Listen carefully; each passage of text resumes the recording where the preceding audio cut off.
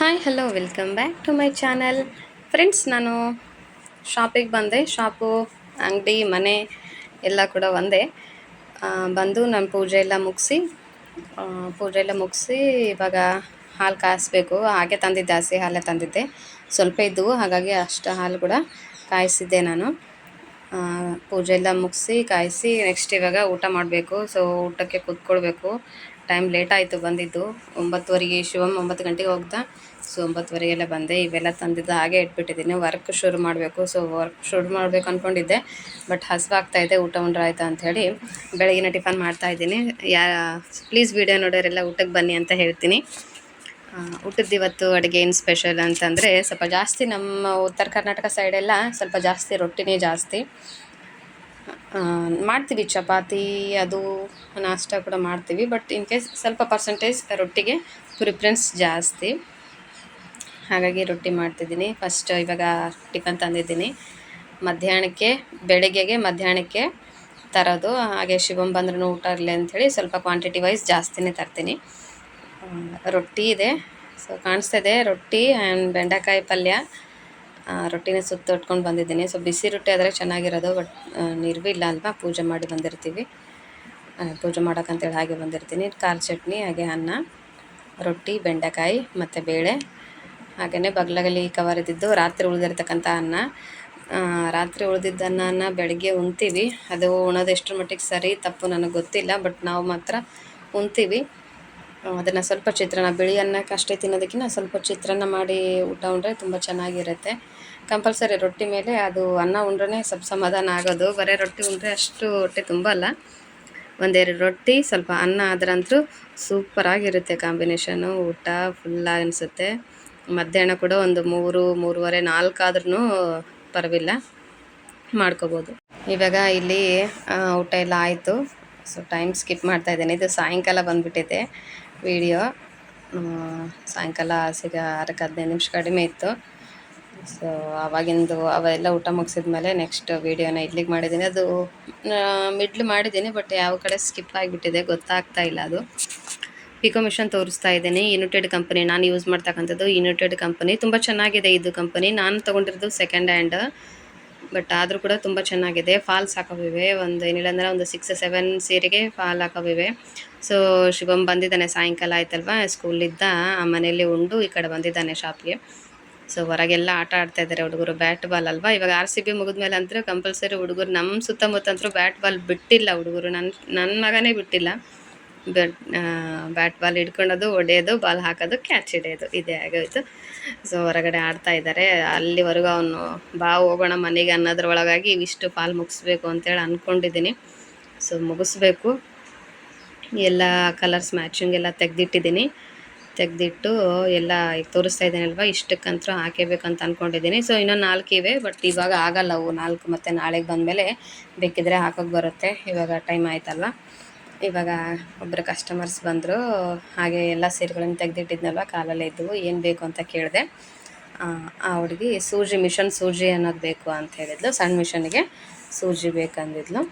ಹಾಗಾಗಿ 5 ರೂಪಾಯಿಗೆ ಒಂದು ಸೂಜಿಗಳನ್ನು, ಸಣ್ಣ ಮಿಷನ್ದು ಯಾವುದು ಅಂತ ಹುಡುಕ್ತಾ ಇದ್ದೆ. ಸಣ್ಣ ಮಿಷನ್ ಸೂಜಿಗಳು. ಅದನ್ನು ತೆಗೆದ್ಬಿಟ್ಟು ಅವರಿಗೆ ಕೊಡ್ತಾಯಿದ್ದೀನಿ. ಸ್ವಲ್ಪ ದೊಡ್ಡವರು ಬರಲ್ಲ ಅಂಗಡಿಗಳಿಗೆ, ಸ್ವಲ್ಪ ಅಂದರೆ ಸಣ್ಣ ಪುಟ್ಟ ವಿಷಯಕ್ಕೆ ಸೂಜಿ ಆಗಿರ್ಬೋದು, ದಾರ ಆಗಿರ್ಬೋದು, ಬಟ್ಟೆ ಕಟ್ಟು ಕಳಿಸ್ತಿರ್ತಾರೆ, ನಾವು ಕೊಟ್ಬಿಡ್ತೀವಿ ಅದನ್ನು ಅಂತ ಹೇಳಿಬಿಟ್ಟು. ಸರ, ಬಳೆ ಇಂಥವೇನೇನು ಬಂದರೆ ದೊಡ್ಡವ್ರು ಬರ್ತಾರೆ. ಇಲ್ಲಿ 2 ಬೇಕಂತ ಹೇಳಿದ್ಲು. 2 ಬೇಕಂತ ಹೇಳಿದ್ಲು. 2 ಕೊಟ್ಟೆ. ಒಂದು ಕೈಯಾಗೆ ಹಿಡ್ದಿದ್ದಾಳೆ, ಒಂದು ಅದರಲ್ಲಿ ಹಾಕು ಅಂತ ಹೇಳಿದ್ದೆ. ಒಯ್ದ್ಲು ಅವಳಿಗೆ. ಸೊ 10 ರೂಪಾಯಿ, 5 ರೂಪಾಯಿಗೆ ಒಂದಲ್ವ, 10 ರೂಪಾಯಿ ಗಿರಾಕಾಗಿರ್ತಕ್ಕಂಥದ್ದು. ನಾವು 10 ರೂಪಾಯಿನ ಅಷ್ಟೇ ಅಂದ್ಕೊಳ್ಬಾರ್ದು, ಹನಿಗೂಡಿದ್ರೇ ಹಳ್ಳ. ಇವಾಗ ನೋಡಿ ಫಾಲ್ಸ್ ಎಲ್ಲ ಇವೂ ನಾಳೆಗೆ ಬಂದು ಹಾಕೋಣ. ಇವು 4ಕ್ಕೆ ಇವಾಗ ಆಗಲ್ಲ ಸದ್ಯಕ್ಕೆ, ಅವಿಷ್ಟು ಆಗೋದೇ ದೊಡ್ಡದು. ಇನ್ನು ಇಷ್ಟೆಲ್ಲ ತೆಗೆದು ಕುಂತ್ಬಿಟ್ಟಿದ್ದೀನಿ ನೋಡಿ, ಯಾಕಂದರೆ ಹಿಂಗೆ ತೆಗೆದುಬಿಟ್ರೆ ಫಾಸ್ಟ್ ಆಗುತ್ತೆ. ಎಲ್ಲ ಎಡ್ಜಿಗೆಲ್ಲ ಕಟ್ ಮಾಡಿಕೊಂಡು ಕೊಟ್ಟಿದ್ದೀನಿ. ಇದು ರೆಡ್ ಕಲರ್ ಸೀರೆ ಕೊಡಬೇಕು. ನಾವು ಲಾಸ್ಟಿಗಿದ್ದು ನಾಳೆ ಬಂದಮೇಲೆ ಹಾಕೋಣ ಅಂತೇಳಿ ಅಷ್ಟೇ ಬಿಟ್ಟಿದ್ದೀನಿ. ಇವಾಗೆಲ್ಲ ಕಾಯಿಯಾಗಿದೆಯಲ್ಲ, ಇದನ್ನೆಲ್ಲ ಕಂಪ್ಲೀಟ್ ಮಾಡಬೇಕು. ಸೊ ಇವಾಗ ಐರನ್ನ ಮಾಡ್ಕೊಂಡು ಬರೋಣ. ಇವಾಗ ಬಿಸಿಲಲ್ಲಿ ಒಣಗ್ಸೋಕ್ಕಾಗಲ್ಲಲ್ವ, ಹಾಗಾಗಿ ಸ್ಟೀಮ್ ಐರನ್ನ ಮಾಡಿಬಿಡ್ತೀನಿ ನಾನು. ಸ್ಟೀಮ್ ಐರನ್ ಮಾಡಿದರೆ ಅದು ಕೂಡ ನೀರಿನಲ್ಲಿ ಹಾಕಿದಂಗೆ ಆಗುತ್ತೆ, ತುಂಬ ಚೆನ್ನಾಗಿರುತ್ತೆ. ಇವೆಲ್ಲ ಬ್ಲೌಸ್ ಸ್ಟಿಚ್ ಮಾಡಿದ್ವು ಅಲ್ಲಲ್ಲೇ ಬಂದಿವೆ, ಎಲ್ಲ ಸ್ವಲ್ಪ ಕ್ಲೀನ್ ಮಾಡಬೇಕು. ಇದು ಕೂಡ ವರ್ಕ್ ಒಂದು ಕಂಪ್ಲೀಟ್ ಆಗ್ತಾ ಇದೆ.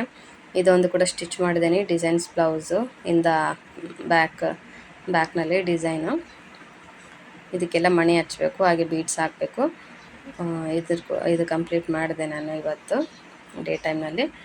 ಹಾಗೆ ಇದಕ್ಕೆಲ್ಲ ಸ್ಟೀಮ್ ಐರನನ್ನು ಮಾಡ್ಕೋಬೇಕು. ಕಂಪಲ್ಸರಿ ಐರನ್ ಮಾಡ್ಕೊಳ್ಬೇಕಾ ಅಂದರೆ ಬಿಸಿಲಲ್ಲಿ ಏನು ಮಾಡಬೇಕು, ನಾವು ನೀರಿನಲ್ಲಿ ಹಿಂಡಲಾರ್ದಂಗೆ ಹಂಗೆ ಒಣಗಾಕಿದರೆ ಅದನ್ನು ಹಂಗೆ ಸುತ್ತೊಡೆದು ಮಾಡ್ಕೋಬೋದು. ನಾನು ಮೊದಲೆಲ್ಲ ಹಾಗೆ ಮಾಡ್ತಾಯಿದ್ದೆ, ನೀರಿನೆಲ್ಲ ಹಾಕಿ ಹಿಂಡಿ ಮಾಡ್ತಾಯಿದ್ದೆ. ಕೆಲವೊಂದು ಐರನ್ ಬಾಕ್ಸ್ ಇರಲಾರ್ದಲ್ಲಿ, ಮತ್ತು ಐರನ್ ಬಾಕ್ಸ್ ತಂದಾಗ ಜಸ್ಟ್ ಐರನ್ ಮಾಡ್ತಿದ್ದೆ. ಇವಾಗಂತೂ ಸ್ಟೀಮ್ ಐರನ್ ತಂದ್ಕೊಂಡಿದ್ದೀನಿ ನಾನು, ಏನು ತೊಂದರೆ ಇಲ್ಲ.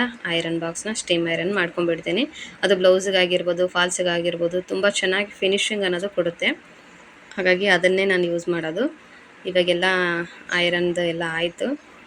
ಇವಾಗ ತಗೊಂಡು ಇನ್ನು ಈ ಮಿಷನ್ಸ್ ಕೂಡ ಆಯಿಲಿಂಗ್ ಹಾಕಿದ್ದೀನಿ. ಅದನ್ನು ನೆಕ್ಸ್ಟ್ ವೀಡಿಯೋದಲ್ಲಿ ಹೇಳ್ತೀನಿ, ಅದು ಎದಕ್ಕೆ ತೆಗೆದಿದ್ದೀನಿ ನಾನು ಅದ್ರಲ್ಲಿ ಜಾಕ್ ಮಿಷನ್ ಇದ್ರೂ ಅದನ್ನು ಯಾಕೆ ತೆಗೆದಿದ್ದೀನಿ ಅಂಥೇಳಿ ನೆಕ್ಸ್ಟ್ ವೀಡಿಯೋದಲ್ಲಿ ಪೋಸ್ಟ್ ಮಾಡ್ತೀನಿ. ಸೊ ಇಲ್ಲಿ ಪಕ್ಕಕ್ಕೆ ಇಟ್ಟಿರ್ತೀನಿ, ನಾನು ಪಕ್ಕಕ್ಕಿಟ್ಟು ಕೂತ್ಕೊಂಡು ನೆಕ್ಸ್ಟ್ ಒಂದು ಯಾವುದು ಸೀರೆ ಕಲರ್ ತೊಗೊಳ್ತೀನೋ ಅದನ್ನು ನಂತರ ತೊಗೊಳ್ತೀನಿ. ಈ ಥರ ನನಗೆ ಕವರ್ಸ್ಗಳು ವೇಸ್ಟ್ ಅಂತೂ ಮಾಡಲ್ಲ ನಾನು, ಯಾಕಂದರೆ ಕಸ್ಟಮರ್ಸ್ ನನಗೆ ಅಂಗಡಿಗೆ ಏನಾದರೂ ಒಯ್ದಿರ್ತಾರಲ್ಲ ಸಣ್ಣ ಪುಟ್ಟು, ಅದನ್ನು ತೆಗೆದಿಡ್ತೀನಿ. ಹಾಗೆ ಡಪ್ಪು ಕೂಡ ನೋಟ್ಸ್ ಕೂಡ ಬರ್ಕೊತೀನಿ. ಇವಾಗ ಫಾಲ್ ಹಾಕಿದೆ ನಾನು, ಒಂದು ಮೂರು ಸೀರೆಗೆ ಫಾಲ್ ಹಾಕಿದೆ. ಸೊ ಹಾಗಾಗಿ ಇಲ್ಲಿ ಕರೆಂಟ್ ಹೋಯಿತು. ಸೊ ಕರೆಂಟ್ ಹೋದರೆ ಇನ್ವರ್ಟರ್ ಫೆಸಿಲಿಟೀಸ್ ಇಲ್ಲ ಇಲ್ಲಿ. ಹಾಗಾಗಿ ಕಾಲಿದ್ದ ತೊಳಿತಾ ಇದ್ದೀನಿ, ಕಾಲಿದ್ದ ತೊಳೆದು ಮಾಡ್ಕೊಳ್ಬೇಕು. ಕಾಲಿದ್ದ ತೊಳಿತಾ ಇದ್ದೀನಿ. ಸೊ ಇವಾಗ ಸ್ಟಿಚ್ ಮಾಡ್ತಾಯಿದ್ದೀನಿ ಫಾಲ್ಸ್ದು. ಫಾಲ್ಸ್ ಕಂಪಲ್ಸರಿ ಸೀರೆಗೆ ಹಾಕ್ಕೊಂಡ್ರೆ ಅವ್ರಿಗೆ ಚೆನ್ನಾಗಿರುತ್ತೆ ಅಂತ ಹೇಳ್ಬಿಟ್ಟು ಹಾಕ್ಸ್ಕೊಳ್ತಾರೆ ಫಾಲ್ಸ್ನ. ಆಲ್ಮೋಸ್ಟ್ ಎಲ್ಲ ಸೀರೆಗಳಿಗಂತ ಏನಲ್ಲ, ಕೆಲವೊಂದು ಸೀರೆ ಅಷ್ಟೇ ಕೊಡ್ತಾರೆ. ನಮ್ಮದು ವಿರೇಜ್ ಆಗಿರೋದ್ರಿಂದ ಡೈಲಿ ಯೂಸ್ ಸೀರೆಗಳಿಗೆ ಫಾಲ್ಸ್ ಕೊಡೋಲ್ಲ.